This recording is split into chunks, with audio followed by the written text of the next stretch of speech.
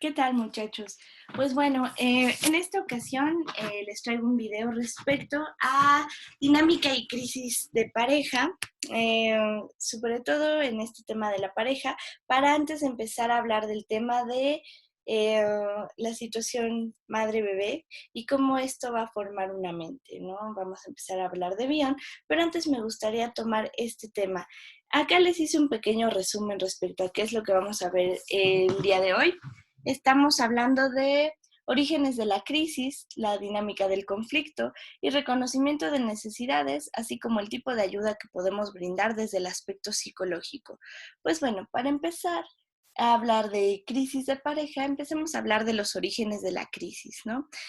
Para este tema me gustaría empezar hablando del tema de la diferencia entre angustia y estrés, ¿no?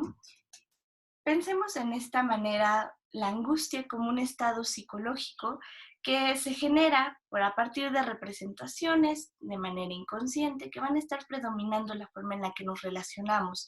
Y por otro tipo de tema, estamos hablando de las situaciones de estrés como respuesta biológica ante las situaciones de peligro, ¿no? Entonces nosotros estamos hablando de dos situaciones diferentes. Si ustedes quisieran conocer un poco más al respecto, les sugiero que se lean el texto de Inhibición, Síntoma y Angustia de Freud. Yo creo que habrá quienes ya lo han de haber topado, pero pues bueno, para este tema nosotros estamos hablando de la situación de estrés como una respuesta biológica, ¿no? Ante situaciones de peligro. Actualmente, el ser humano, por esta cuestión de que ya no tenemos cuestiones instintivas, sino más bien cuestiones pulsionales, dejamos de tener situaciones de peligro como una respuesta biológica natural, ¿no? ¿Cómo es esto? Nosotros ya no tenemos un depredador, ¿no? De manera cotidiana y continua hoy en día. Antes, pues sí, ¿no? Teníamos que buscar refugio, teníamos que buscar situaciones de protección, pero hoy en día ya no es como que nosotros tengamos una respuesta instintiva ante ciertas situaciones, porque la respuesta de miedo ya no es una cuestión eh, a partir de la especie, sino que se va formando a partir de los representantes. Entonces podríamos llegar a pensar en que nosotros más bien padecemos de ciertos tipos de angustia que se van a expresar de diferente manera, ya sea pensada desde diferentes autores, como podríamos expresar estos tipos de angustia. Por ejemplo, para Freud estaría la angustia de aniquilación, la de separación, la de pérdida del objeto, pérdida del amor del objeto, de castración, pérdida del amor del superyo. Para Klein estamos hablando de angustias persecutorias y angustias depresivas. Entonces, dependerá, ¿no? de cada autor cómo vamos a tomar el tema de la angustia.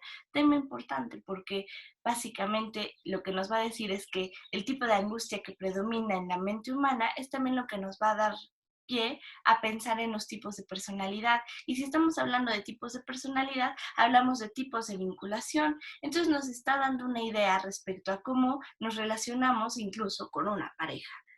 Y por el otro lado está la situación de estrés biológica, que dice, pues bueno, finalmente ante la situación de peligro, aunque ya no es una situación natural y compartida para todos los seres humanos, sino que ya es una situación específica para cada quien, lo que dice este tipo de teorías es que nosotros tenemos dos respuestas, una de huida y una de ataque. Entonces eso también nos puede dar una cierta idea cuando hablemos de dinámica, ¿no? De reacción ante el conflicto, pues que tenemos dos situaciones, ¿no? Evadir, huir o atacar, violentar, ¿no? Entonces son dos tipos también de maneras para poder pensar a las crisis de pareja. También podríamos empezar a hablar, ¿no? Ya como segundo tipo de término, hablando un poquito más de los tipos de angustia de Freud, podríamos hablar de estas situaciones de angustias, de aniquilación, como estos tipos de angustias psicóticas. Entonces, pues de repente ya son situaciones psicóticas en donde se le pone al otro situaciones fuera de la realidad, donde de repente ya no basta con la prueba de realidad para bajar la angustia, sino que simplemente por el hecho de que yo lo pensé, se vuelve real, ¿no? Y no interesa la realidad compartida, no interesa la realidad objetiva. Le suenan estas ideas de celos delirantes, ¿no? De estas situaciones persecutorias paranoicas que pueden llegar a suceder, en donde estas angustias de aniquilación tienen que ver con que el otro me quiere matar y me quiere hacer daño, ¿no? Se vuelve difícil una situación de este estilo, pero pues así somos los seres humanos. Podríamos hablar de estas angustias de separación en donde si tú dejas de estar juntito a mí, ¿no? No tengo permanencia de objeto y si tú te separas de mí, la situación se vuelve angustiante porque temo dejar de existir yo, temo que dejes de existir tú y temo que deje de existir la pareja. Entonces son este tipo de situaciones en donde el otro no puede hacer su vida, no puedes ni siquiera ir a la escuela porque ya te está mensajeando, ya está angustiado de dónde estás y por qué no le contestas. No hablemos de situaciones de celos, estamos hablando de situaciones en donde si yo no sé que estás ahí para mí, no tengo permanencia de objeto, dejas de existir, ¿no? Por otro tipo de términos, podríamos saltarnos a las angustias por el tema de la castración. En el tema de la castración podríamos abordarlo desde dos sentidos, ¿no? El tema de, siempre va a ser el tema de no soportar la castración, pero la podemos vivir desde dos aspectos. Una, en donde se evita la situación de castración, una cuestión fóbica, histérica, por el estilo, o una situación en donde se niega la situación de castración. Entonces ya estamos hablando de cuestiones perversas, ¿no?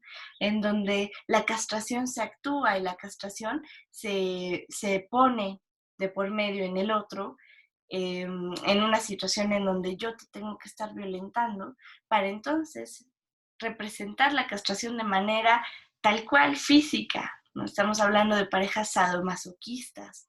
Y por el otro lado, pues también estamos hablando de las parejas histéricas, ¿no? Donde la situación está puesta en que ante la sensación de inferioridad, ante la sensación de castración, de sentir que soy menos, de que no puedo, decido mejor ponerte esta sensación a ti, pareja, para que tú seas el castrado de la relación. Y esto es bastante común, ¿no? Esta idea de mujeres castrantes, hombres castrantes, ¿no? No nada más en el sentido eh,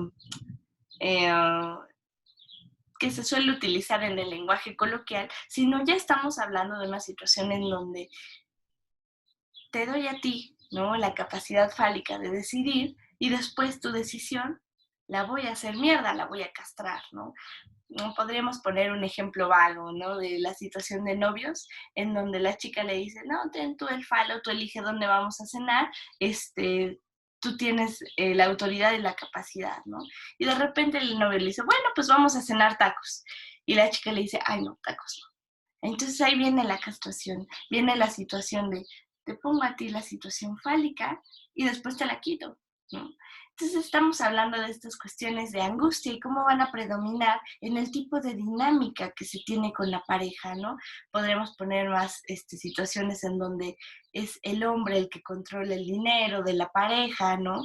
La situación en donde te estoy controlando y te estoy suministrando en una situación de orden, de control obsesivo, violento en situaciones, y la situación también castrante de ciertos tipos de tipos de pareja, ¿no? Vamos a ver que el tipo de angustia que está manejando cada tipo de persona, claro que va a influir en el tipo de conflicto tanto psíquico que tiene, como en el conflicto que se da con la relación en la pareja. Después de este tema, ¿no? De los tipos de angustia y de el estrés, tenemos la idea de la pérdida de un ideal. La mayoría de los conflictos se dan cuando se da esta pérdida del ideal. Podríamos hablar un poco de dónde surge la idea de ideal, ¿no? Si ustedes recuerdan un texto de Freud muy famoso que se llama Introducción al Narcisismo, podríamos pensar en esta metapsicología del amor como la idea de depositar ciertos aspectos de uno en el otro y quedar maravillado por la situación narcisista que me representa el otro.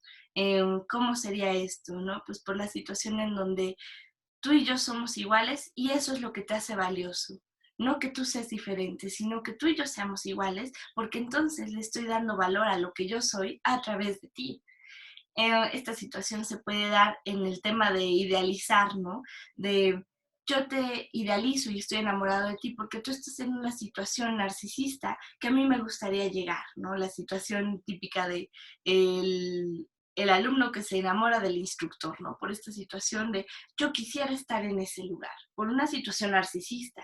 Y por el otro lado tenemos también la situación contraria, ¿no? Donde qué pasa cuando uno se enamora, ¿no? De una persona que está en una posición más baja, por ejemplo, la situación de jefe y secretaria, la situación de profesor y alumno, la situación de pues, ¿cómo decirlo? Situación de hombre exitoso, ¿no? Y de mujer que no gana dinero, o de mujer que gana mucho dinero y hombre que no gana mucho dinero, es indistinto. La situación tal vez de hombre mayor y mujer mayor y hombre menor, es una situación en donde remite a donde yo estuve en algún momento, ¿no? Y entonces tengo cariño porque me recuerda ese momento en donde yo estuve. Entonces es una situación narcisista nuevamente, ¿no?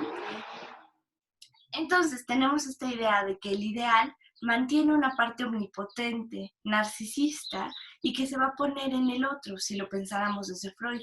Entonces, cuando de repente la persona no encaja en esta situación ideal, entonces la relación se siente que se pierde. ¿Por qué? Porque se pierde esta situación narcisista, necesaria en un primer momento. También podríamos hablarla en un sentido de principio de realidad y principio de placer. Cuando nosotros ponemos un ideal, estamos hablando de una situación en donde buscamos una satisfacción ideal, una satisfacción completa, donde decimos es la media naranja, es el príncipe azul, es la persona que viene a completarme, ¿no? Y es absolutamente perfecta.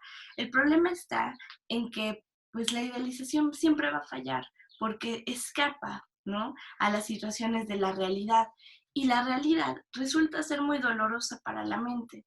Entonces acá lo interesante estaría en que la idealización siempre es un primer motor para empezar a hablar de la relación de pareja y de lo que se busca en una pareja, pero después se buscaría que las situaciones que se fueron construyendo con esta pareja pesen más para que en el momento en el que el ideal sea alcanzado por principio de realidad, la realidad construida con esta pareja pueda predominar y sea mayor a la cuestión ideal, ¿no? Que gane la situación de relación de objeto sobre la situación narcisista. Muchas veces eso no se logra y entonces eso nos está hablando de dónde vienen estas crisis de pareja. Pensado desde Freud, podríamos pensarlo desde Klein en esta situación en donde se busca esta situación ideal y este momento eh, fantástico en donde se tiene a un pecho ideal, un pecho inagotable que va a satisfacer todas las necesidades y va a estar al pendiente de uno como una madre nutricia, como un pecho inagotable. Pero finalmente, ¿qué es lo que va a suceder? La integración va a alcanzar y te vas a dar cuenta que el objeto también es malo, que ese objeto ideal también tiene fallas. Entonces, ¿qué tanto se va a poder tolerar, no? ¿Qué tanto uno va a poder preservar estas partes buenas, ideales en la mente, no? A partir de ver la situación real, ¿no? Donde está la pareja real y donde tú te estás relacionando no a partir de ideales, sino que te estás relacionando a partir de la pareja completa que tienes frente a ti. Muchas veces esto no es lo que se tolera y pues es lo que termina rompiendo muchas parejas. Y bueno, finalmente también tenemos otro origen de la crisis, como esta idea de falta de comunicación, que va a englobar a las otras dos tipos de temas que hemos estado hablando. ¿Por qué? Porque finalmente la falta de comunicación también nos está hablando de una situación ideal, en donde yo espero que tú, como mi pareja, puedas responder a todas mis necesidades sin la necesidad de hablarlo, sin la necesidad de comunicarlo. Esta típica idea de, es que estoy muy enojado, ¿no? ¿Pero por qué estás enojado? Pues no lo sé, ya deberías de saberlo, ¿no? Que no eres mi pareja, que no se supone que yo te importo.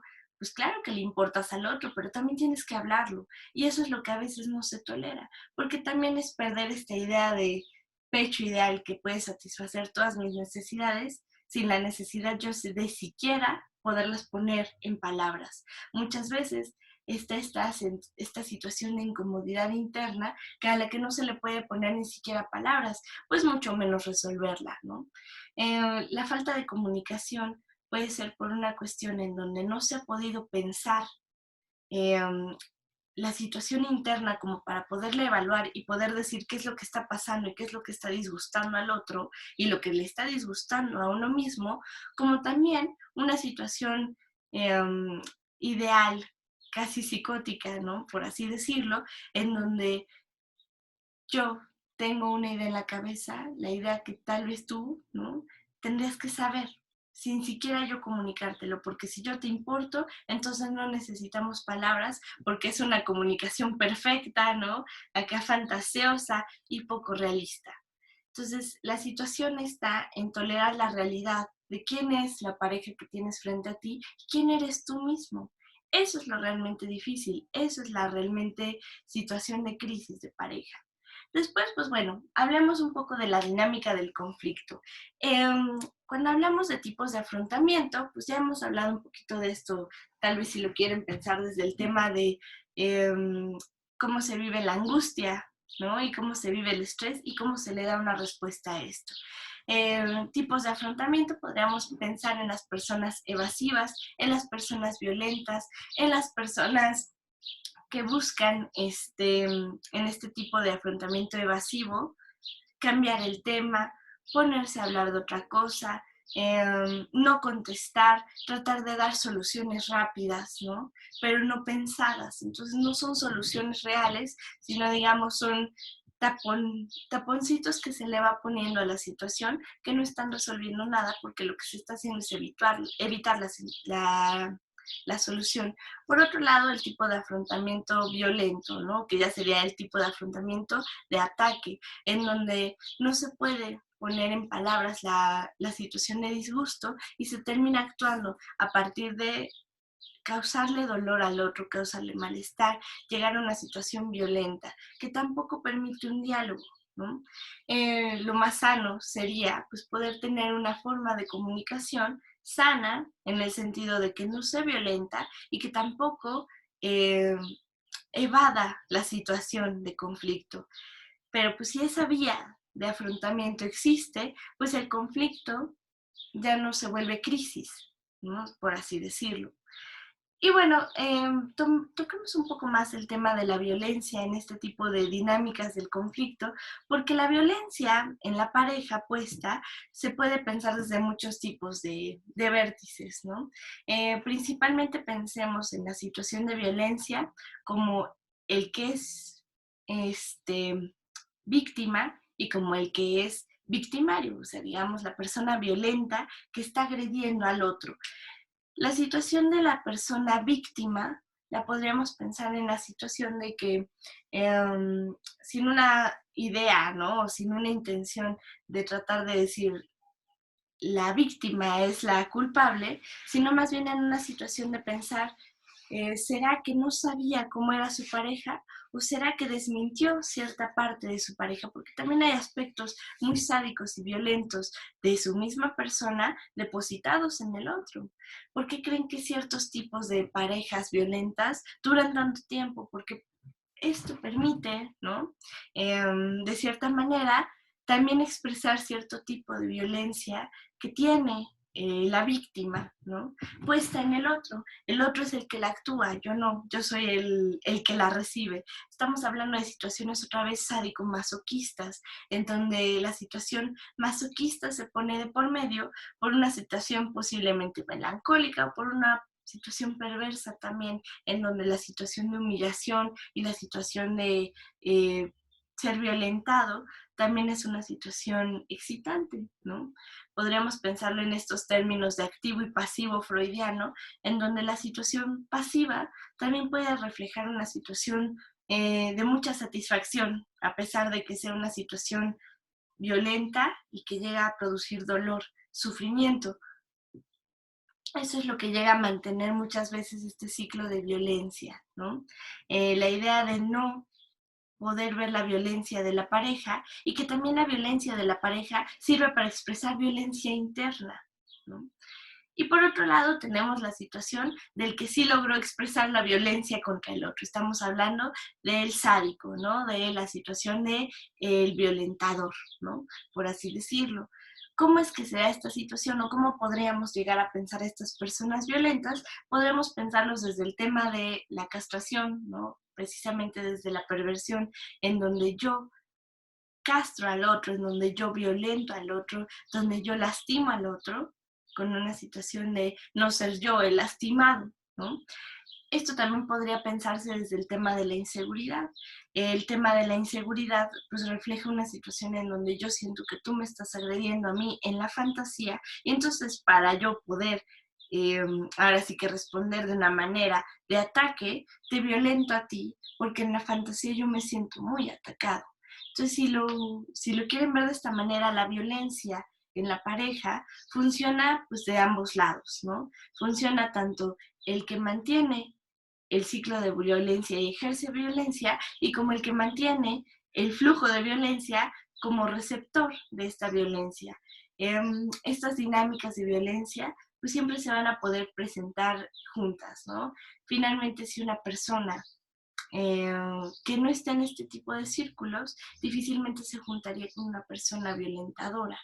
Y una persona violenta difícilmente se junta con una persona que no sirve como redecilla de violencia, porque no se va a poder jugar, no se va a poder hacer ese juego de la violencia respecto al tema de quién la ejerce, quién la mantiene. Muchas veces se piensa que esta idea de lo sádico-masoquista se da en ambos sentidos. Cuando uno sale del juego porque ya no quiere estar en esta situación de violencia, el otro mueve al otro para que se vuelva a meter a este círculo, ¿no? A veces es esta situación en donde la víctima termina provocando al violentador justamente para que le resuelva y le vuelva a repetir esta situación de violencia.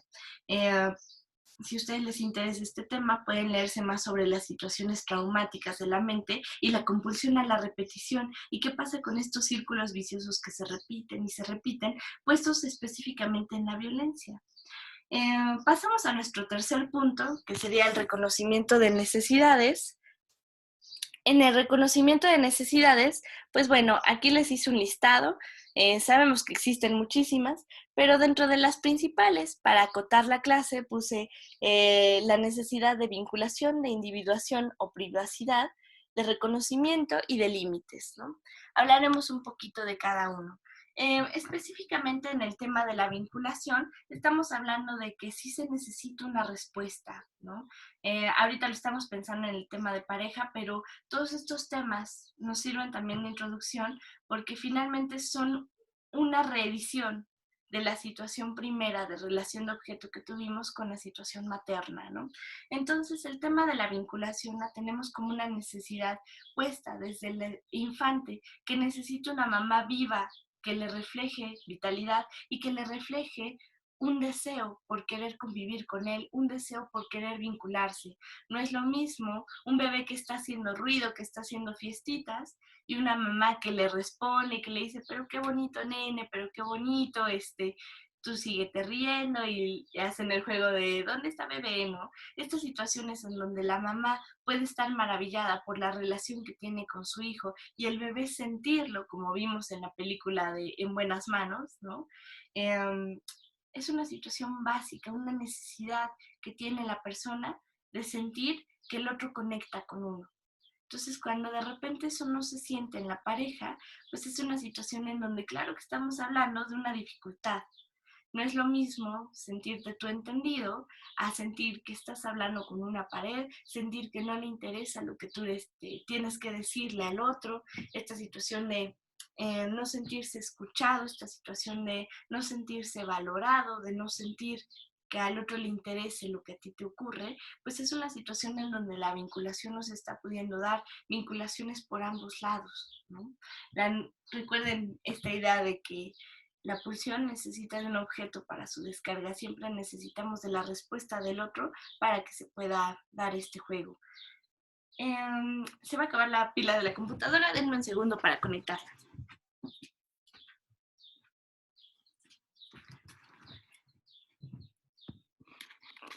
Charan, charan, charan.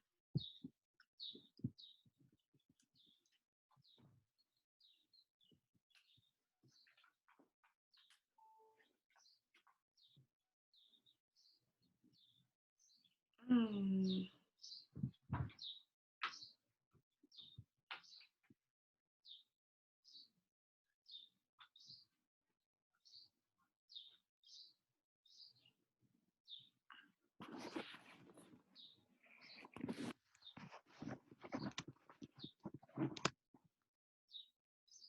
creo que cambiaré de conector. Bueno, entonces estamos hablando de esta idea de la individuación y la privacidad. Muchas veces, cuando estamos hablando de parejas que tienen el conflicto de las angustias de separación, muchas veces esto es lo que no se puede dar. La necesidad de privacidad es lo que muchas veces termina afectada en este sentido, porque pues básicamente lo que termina sucediendo es que si tú tienes privacidad y tú estás separado de mí, entonces la pareja se va a deshacer, cuando eso es una idea errónea. Todo el mundo necesita cierta privacidad. ¿Cómo se daría esta idea de la privacidad? Pues muchas veces tiene que ver con el tema de que se quiere saber, ¿no? Lo que la persona piensa en todo momento, se revisa el teléfono, se revisa el celular, se revisa la computadora, incluso podríamos pensarlo más allá como esta idea de quiero que me digas todo lo que piensas en todo momento y quiero estar atento a todas las fantasías que tienes. Eso ya es una idea de invasión, ¿no? Y esta idea de invasión, curiosamente, trae la contraparte que viene, eh, imagínenselo como esta idea de querer estar curioseando en una casa ajena y de repente la sensación de quedarte atrapado ahí. Esta es la situación de qué pasa con estas ideas de invasión, ¿no? Y de querer abarcar y de querer invadir al otro y a su mente, a su privacidad, y de repente las ideas claustrofóbicas, de repente esta idea de no poder sentir que se sale, ¿no? Entonces viene con dos situaciones. La angustia por no tolerar que el otro tenga privacidad y sea independiente y que sea una persona completamente diferente a la pareja, pues da como sensación esta idea de nos estamos separando y se va a perder la pareja, como si de repente sintieras que la nave espacial desconecta al astronauta, ¿no? Entonces sientes que se va a ir y se va a perder en el espacio. Esta sensación de desconexión da mucho miedo, pero también la situación de invasión da mucho miedo claustrofóbico, porque ahora tú te sientes atrapado y te sientes invadido. Es ahora sí que digamos, es un arma de doble filo, el no poderle dar privacidad a la pareja. Finalmente, las personas que tienen estas cuestiones inseguras, lo que tienden a hacer es a no permitir tanto privacidad para la pareja, ni como para poderse tener privacidad con uno mismo.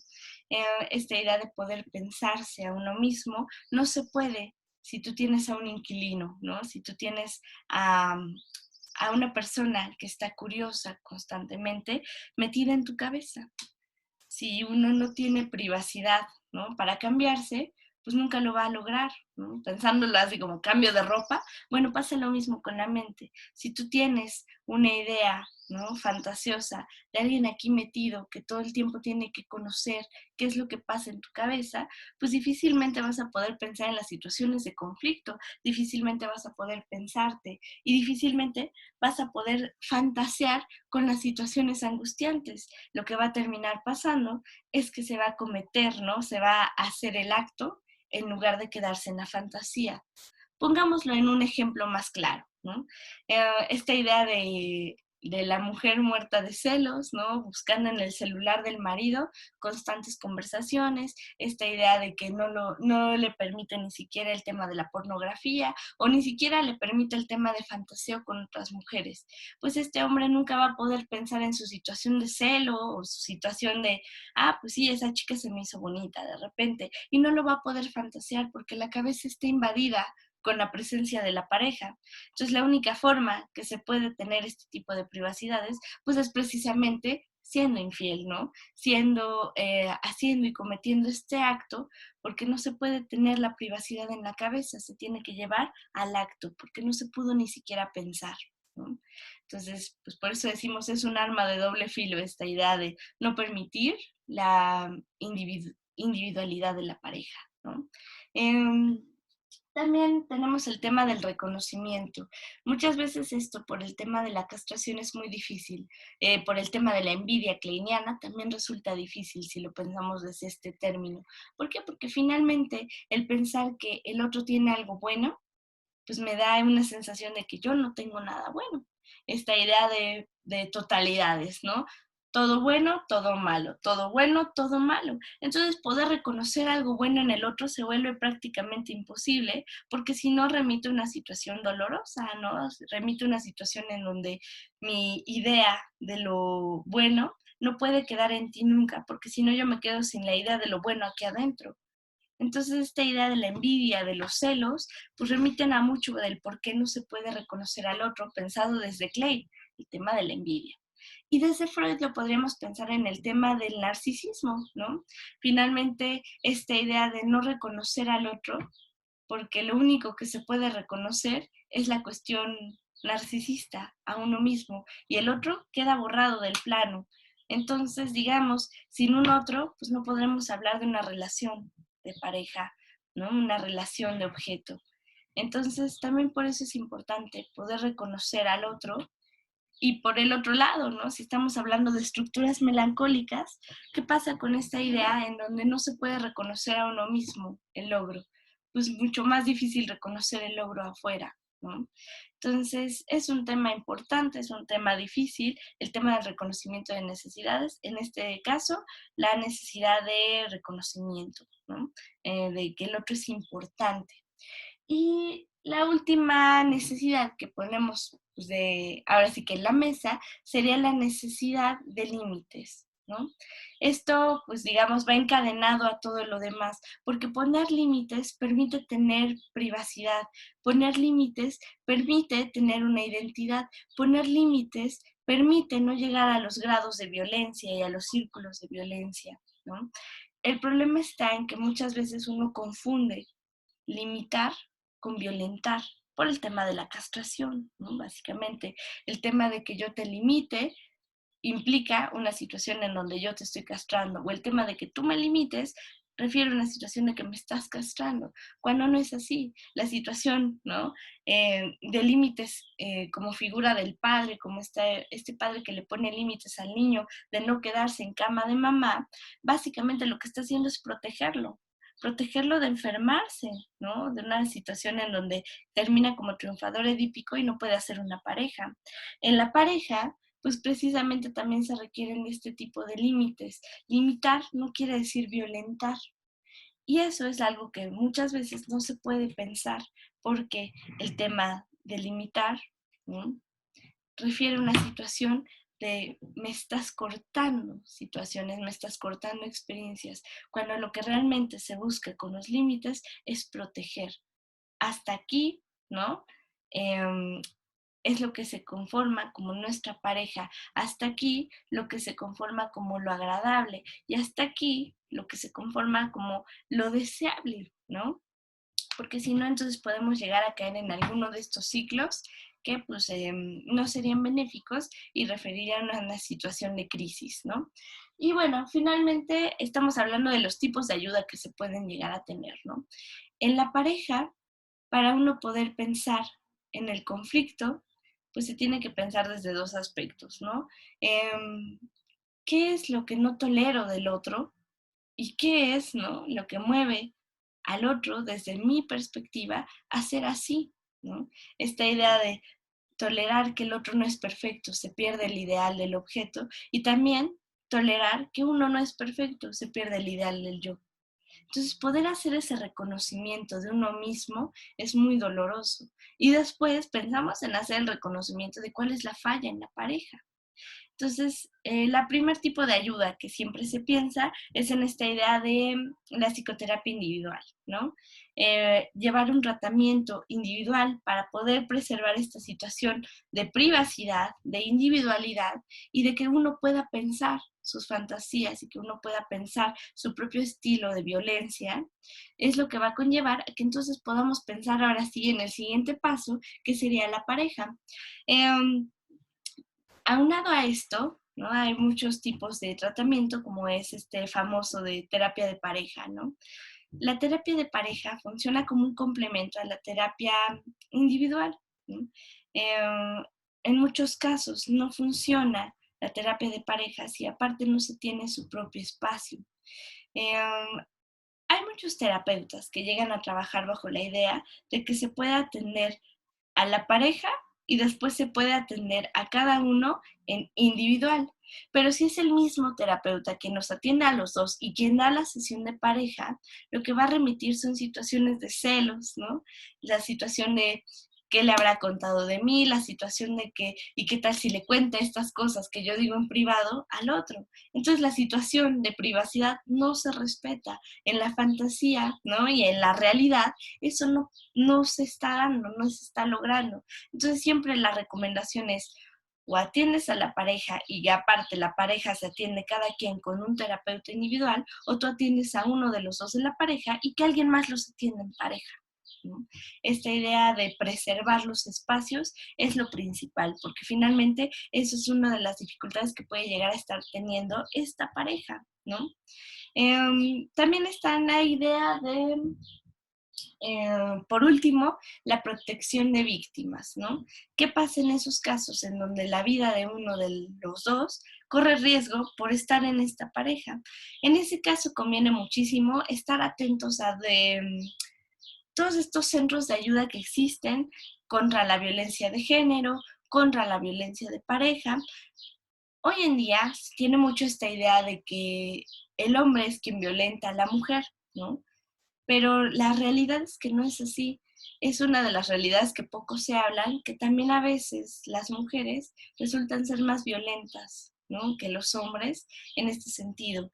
Pero una sociedad tan machista no permite hablar de este tipo de cosas, porque un hombre violentado ya no es un hombre de casa, ¿no? Entonces no se habla de ese tipo de cosas. Son casos muy comunes, pero muy poco hablados por esta misma situación. Entonces vale mucho la pena, ¿no? Tener en cuenta este tipo de términos. Para este tema, valdría mucho la pena que ustedes buscaran una película que se llama Luna Amarga, para que puedan ver ese tipo de dinámica, más tirando a lo perverso, ¿no? Desde una situación en qué pasa con una dinámica en donde la pareja, ¿no? Heterosexual en este caso, cambia este paradigma que tenemos tan recurrente de que el hombre es el violento. ¿Qué pasa cuando la mujer tiene la personalidad perversa y es quien pervierte la relación de pareja? Entonces, les repito, el nombre de la película se llama Luna Amarga. Eso podría ser nuestra segunda película, ¿no? Ya que estuvimos hablando un poco de En buenas manos, ahora podría valer la pena hablarlo en el sentido de la pareja, ¿no? Entonces, pues bueno, eh, bajo esta clase podrían ustedes analizar esa película. Les voy a dejar el recuadro abierto para que puedan subir a plataforma esta película. Y pues bueno, acá terminamos el tema de crisis y dinámica de pareja. Y para entonces empezar la próxima semana con el tema de el bebé, ¿no? Y la pareja bebé-mamá. Pues bueno, muchachos, espero que les sea de mucha utilidad este video. Nos vemos.